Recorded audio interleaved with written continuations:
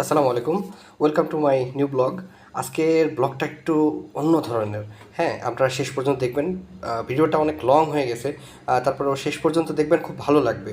আমরা যাচ্ছি আজকে পোড়াদহতে। পোড়াদহর একটা গ্রাম, নাম সাতিয়ান আটি গ্রাম, ওখানে বেড়াতে। ওখানে দাওয়াত পড়েছে আমার, তাই মিষ্টি কিনছি। তীরমোহনী থেকে মিষ্টি কিনে আমরা যাব হচ্ছে ওখানে। তবে মিষ্টিটা আমার আসলে ভালো লাগেনি। হ্যাঁ, তীরমোহনের যে দোকানগুলো আছে এখানে আমার কাছে পছন্দ হয় নাই।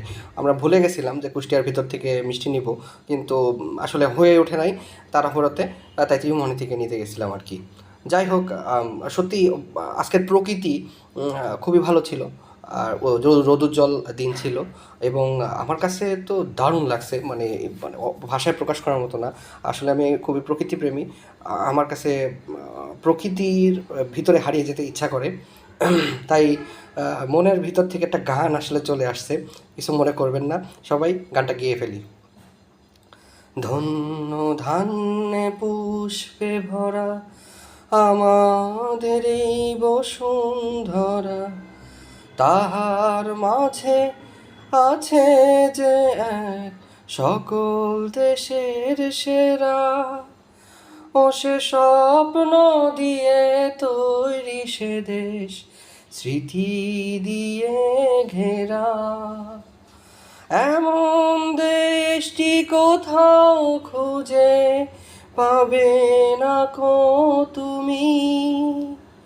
সকল দেশের রানী সেজে আমার জন্মভূমি, সে যে আমার জন্মভূমি, সে যে আমার জন্মভূমি।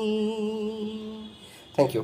আসলে কণ্ঠ তো ভালো না, তারপর গাইতে ইচ্ছা করলো। এত সুন্দর, মানে প্রকৃতি দেখে আমার আর মানে তস হয়েছিল না। এই গানটা মনে হচ্ছিল যে আমার কাছে অনেক ভালো লাগছে।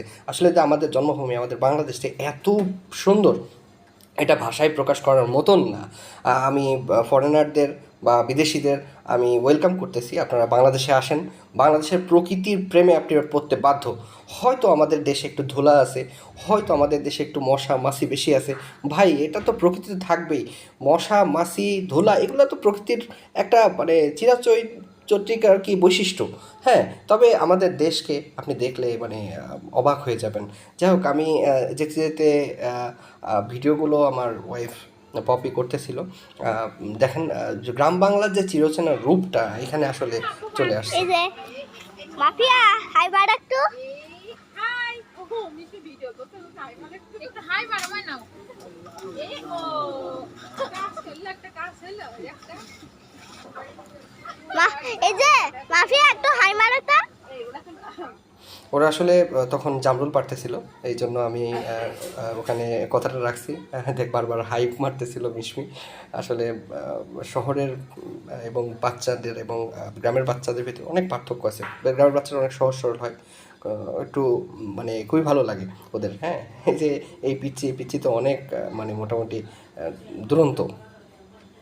যাই হোক, আমি প্রকৃতিটা দেখানোর জন্যই এই এত স্লোলি লং ভিডিও দিয়েছি।